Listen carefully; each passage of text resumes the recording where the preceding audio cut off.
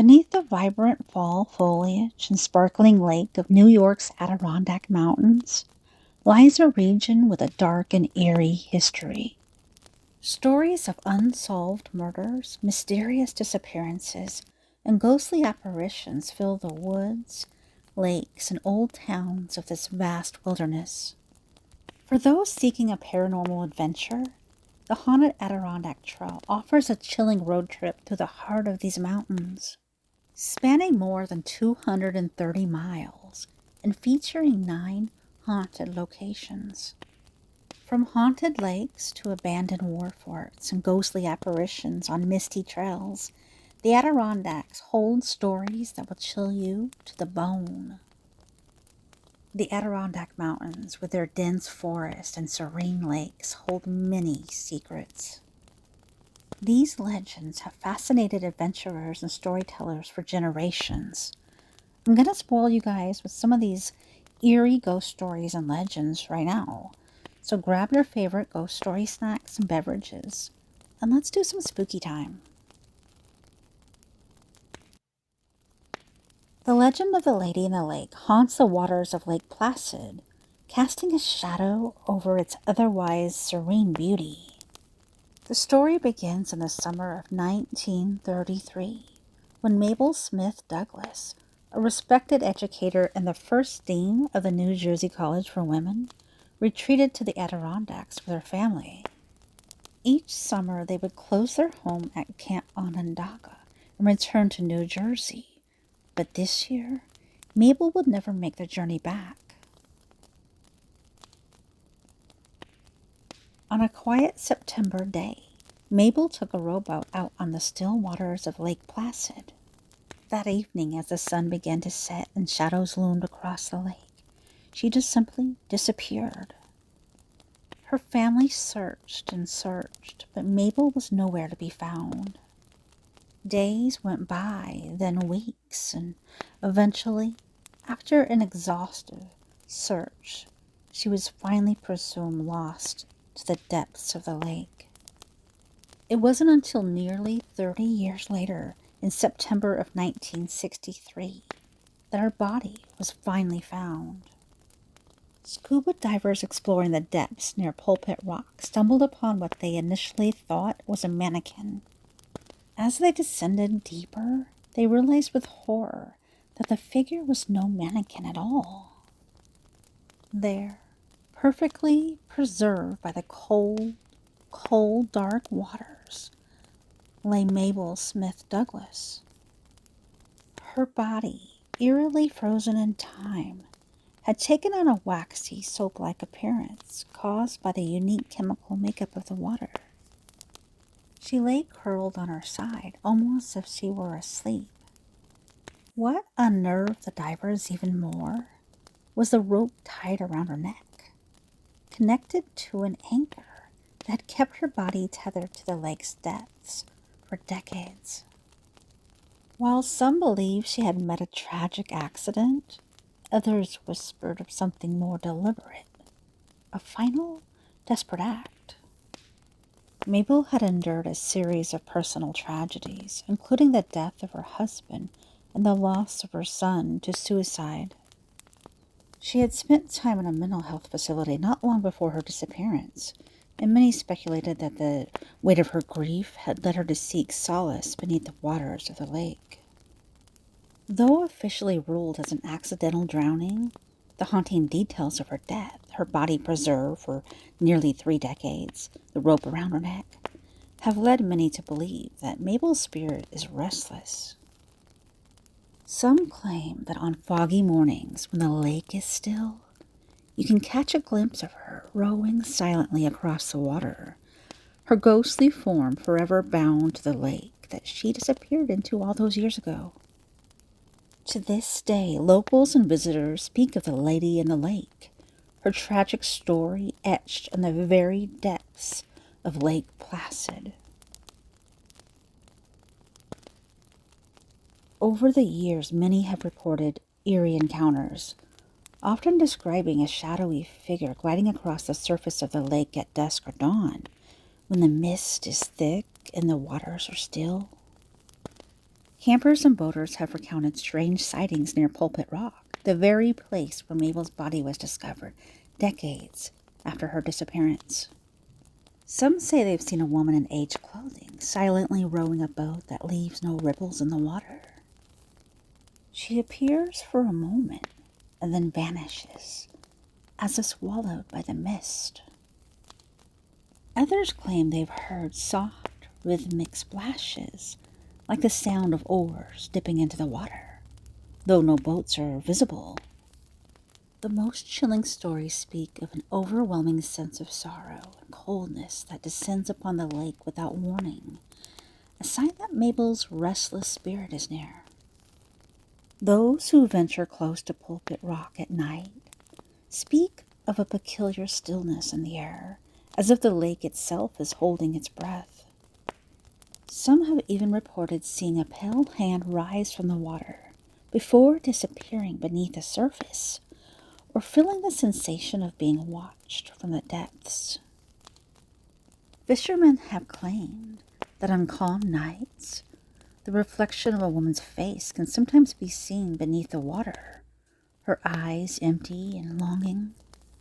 Locals believe that Mabel's spirit is tied to the anchor that was found around her neck, forever keeping her connected to the lake.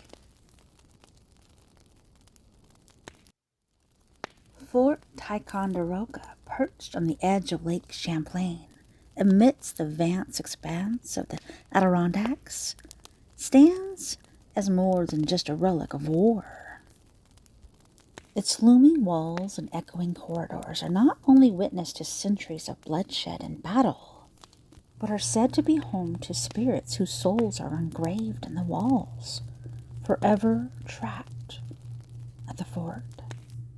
As dust settles over the fort's stone battlements, the living begin to feel the unmistakable chill of something otherworldly. One of the oldest and most tragic tales whispered through the years is that of the Indian maiden. According to legend, in the 1750s, she was faced with the devastating prospect of an arranged marriage to a man that she despised. Rather than submit to a fate that she could not endure, she chose death. With a heavy heart of sorrow, she flung herself from the towering walls of the fort. Her restless spirit, it is said, still roams those ancient ramparts, her eyes distant and forlorn. On certain nights, visitors claim to see her shadowy figure drifting along the edges of the fort. Her silent presence, a reminder of a choice made in desperation. But the maiden is not alone in her haunting vigil. The figure of Nancy Coates, the heartbroken lover of General Anthony Wayne, is believed to wander the grounds. After Wayne allegedly left her for another, Nancy's grief drove her to the icy depths of Lake Champlain, where she drowned. Yet even death has not given her peace. The faint image of a woman has been seen wandering the pathways at night, her form sometimes hovering at the lake's edge, seemingly staring out across the water, as if waiting for someone who will never return. Within the fort itself, the ghosts of soldiers long dead seem to patrol their old post. These men, victims of disease and war, never saw their final rest. Footsteps echo in the empty barracks, and faint murmurs of long-forgotten conversations rise from the stone floors.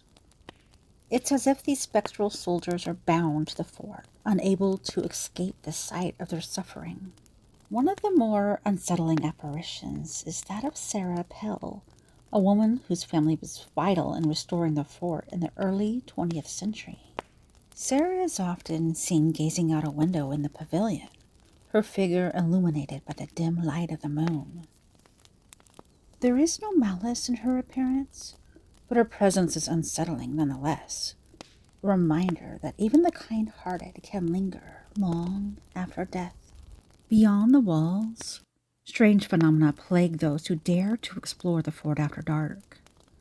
For years, the fort's haunted reputation has drawn the curious and the courageous to experience its otherworldly happenings. Each year, during the garrison ghost tours, visitors gather under the cold light of the moon, hoping to catch a glimpse of the supernatural. Many have left with stories of inexplicable sounds, ghostly figures, and a feeling of being watched by eyes that they cannot see. And when the living have departed, the wind howls over Lake Champlain, and Fort Ticonderoga is guarded by its residents that will never leave. One of the most shocking and scandalous murders to ever take place in upstate New York happened in the Adirondacks at Big Moose Lake. The murder of Grace Brown in July of 1906 has influenced a number of plays and songs, even a movie and novel as well. Grace Brown grew up on a dairy farm in South Otsalic in Shenango County. Breaking out of the farm life, Brown came to Cortland to work at the Gillette skirt factory, where she met Chester Gillette, the nephew of the owner. Gillette was originally from Montana and bounced around from place to place before his wealthy uncle took him under his wing and hired him at the skirt factory. Upon meeting Brown, the two began dating in secret. As a girl from a farm and a factory worker, she wasn't quite up to the standards that Gillette's family wanted for him. Also, he was considered to be a great catch in the town, handsome, from a good family. He couldn't let people know that he was seeing a factory girl. In May of 1906, Brown revealed to Gillette that she was pregnant. Brown being 20 years old and Gillette 23. At the time, unwed mothers were outcast from society. Brown went back to her family's farm, where she and Gillette corresponded by letters, in which she basically begged him to marry her. Gillette finally wrote to her that he would take her away on a romantic outing to the Adirondacks in July. Legend has it that Brown either assumed he was going to propose to her on this trip, or that she possibly thought that they would actually get married while they were there, away. The young couple spent the first night of their trip in Utica, and then took the train to Tupper Lake the second night. On July 11th, they took a train back towards Utica, stopping at Big Moose Lake, along the way in Herkimer County. Gillette and Brown rented a canoe together and spent the afternoon on the lake. While Brown reportedly left her trunk at the train station, Gillette brought everything that he took with him in the boat, including his suitcase, which he had a tennis racket attached to it. Around early evening, Gillette smashed Brown's head in with the tennis racket, and she fell into the water. Brown had previously told Gillette in a letter that she was unable to swim. Gillette fled the scene and spent the night at the Arrowhead Hotel in Inlet under an alias. Brown's body surfaced not long afterwards, with the autopsy revealing bruises on her head and a 4-month-old fetus inside of her. Gillette was arrested within days of the murder. Newspapers across upstate New York and beyond covered the event and subsequent trial, while Gillette maintained his innocence. His trial at the courthouse in Herkimer was the most sensational ever held in the area, with hundreds coming to witness. Famous newsmen of the time, like Bat Masterson, came from New York City. During the trial, the defense claimed that Brown had jumped into the lake, committing suicide. They pointed to letters that Brown had written to Gillette, mentioning that she wanted to die. They asserted that when Gillette stood up to save her, the boat capsized. The DA insisted that Gillette had hit her over the head with a tennis racket and did nothing to save her when she succumbed to the lake. On December 5th of 1906, after nearly 5 hours of deliberation, the jury found Gillette guilty of murder in the first degree, and he was sentenced to death by electric chair. He was reportedly calm and even smiling when his sentence was handed down. Gillette was transferred from the Herkimer County Jail to the Auburn Prison, which is now the Auburn Correctional Facility, where he was executed on March 30th of 1908. As his last day on Earth was nearing closer, Gillette reportedly confessed to the murder to his spiritual advisors at the prison, who never revealed the exact details. Gillette's body was moved to nearby Sewell Cemetery, where it was buried in an unmarked grave. According to celebrity grave enthusiasts, the plot had a road paved over it, and the exact location of the grave is now unknown. Over the years, there have been continual sightings of a ghostly figure. Many wonder if Grace's spirit has been trapped at Big Moose Lake since the day that she was drowned by her ruthless lover. Chester was brought to justice, but that didn't put Grace's soul to rest. Her spectral form can still be seen, sadly pacing the shoreline of the lake. All over the Adirondack Mountains, there are stories of ghosts occupying particular places, usually old houses, but sometimes cemeteries and other locations. Some people believe a violent death ties a spirit to a particular place, or that a holographic electrical force generated by such a departure lingers, replaying the event for future generations of frightened residents. Several places in Elizabethtown are reported to have ghosts, including the old county courthouse, Deer Head's Inn, and the Riverside Cemetery. The ghost of hanged murderer Henry de Bosnes is the restless spirit at the Adirondack History Center Museum, where his skull is on display. The building was once the town school. Museum educator Lindsay Pontius said that de Bosnes was hanged April 27th of 1883 at the courthouse in Elizabethtown. He had been convicted of the murder of his wife, Elizabeth, and sentenced to death. And that may not have been his first crime. It's believed that he killed someone before he arrived in Adirondack, a woman that he met in Burlington, a laundress. De Bosnes was accused of beating his wife to death and hiding her body under leaves at the side of the road. He denied his guilt, but a jury took only 10 minutes to convict him. Many of the summer interns working at the museums reported seeing Henry de Bosnes' ghost. One of the summer interns even later discovered one of her ancestors had been involved with a hanging in an official capacity. And the hauntings got scarier at the museum. Workers in the museum were in the office when they found a newspaper clipping about the case in the copier. None of them had even put it there or even had taken it out in years. They were just looking at the copier when the lights just went out. The unexplained power failure threw the whole museum into darkness. Another ghost is said to walk at the Deer Head's Inn down the street. A man ghost, upstairs. There were some odd deaths there in the 1800s. At the Hand House in Elizabethtown, a spectral woman has been reported moving from room to room. They're not quite sure who she is, but they smell her perfume and she walks through the halls. In Port Henry, some say they've seen a ghost in the hallways at the historic Lee House, now a senior citizens apartment building. The ghost is believed to be that of someone who died there when the place was a famous inn. Down the street from the Lee House, there's a ghost that haunts the town hall, primarily staying on the closed-off third floor. The ghost's name is Fred. Not much more is known about him, though. In Moriah, the big hollow Indian burial ground is sometimes the site of strange visions.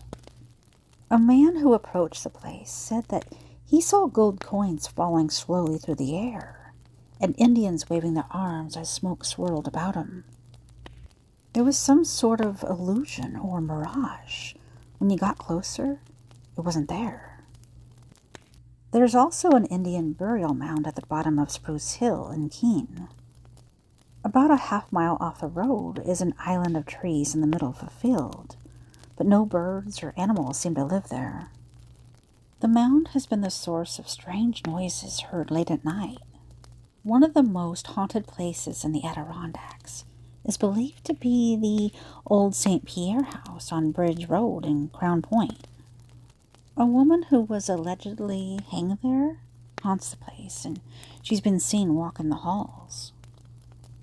The woman, wearing a maid's uniform, has been seen wailing in the third-floor hallway, the noose still around her broken neck. Others have said that there's a second ghost at the former inn, which dates back to the 18th century. The black-bearded Scotsman walks the halls bound in chains, dripping wet. He moans while walking around, his chains clanking noisily, water dripping around his feet, but the floor stays dry. The legend of the Faust Lumberjack is about as unnerving as it gets. This tale takes place in a haunted old home located in Faust. The house was built in the early 1900s by a lumberjack as a gift to his wife. For 3 years, they lived there happily, raising their daughter and working hard. The husband would often leave for lumbering camps throughout the Adirondacks. In one season, he failed to return home. Despite extensive searching, it was as though the man had vanished. Determined not to give up, his assumedly widowed wife continued for a year to search for clues. Then, one October night, someone entered the home and gruesomely beheaded both the wife and the 4-year-old daughter with an axe. Carved into the handle of the axe was the name of the long-lost lumberjack husband. The murderer was never discovered, and future inhabitants of the house were plagued by frightening encounters with the headless mother and daughter. After years of standing empty, the building burnt to the ground. Now homeless, the spirits roam around the railroad tracks near their old dwelling. The Lake Placid Club, once a grand retreat, nestled among the Adirondack Mountains, holds many secrets within its walls. Among its most haunting legends is that of Annie Godfrey Dewey, the first wife of Melville Dewey, the club's founder and creator of the Dewey Decimal System. For years, guests and staff alike have reported eerie encounters with the spirit of an elderly woman drifting through the corridors of the club's forest section. The library, a vast space surrounded by glass walls and located at the heart of the building, was a place where many claimed to have glimpsed Annie. Most sightings reported of her gently rocking in a chair in the club's library, her presence a spectral reminder of a love that never truly ended. The library, filled with books cataloged in the system that her husband had devised, became a haunted place of memory and longing. It's said that Annie never found peace after her death in the summer of 1922, when she passed away suddenly at the age of 73 at her home near Albany, New York. On that fateful night, Annie had attended a symphony concert and a psychology lecture with her close friend Emily Bill. After a lovely evening, she retired to her room, as was her custom, but around 1 a.m. she rang for her nurse. By 2 a.m., Annie was gone. In her typewriter, left unfinished, was a poignant poem that she had been writing to Melville, her last gift to him. Her final request, whispered on her dying breath, was for the nurse to deliver the poem to her husband. Yet, it seems Annie never stopped searching for Melville. Her spirit, bound to the place that had meant so much to her husband, lingered in the Lake Placid Club for years. Even after the building was severely damaged by fire and eventually demolished in 2002.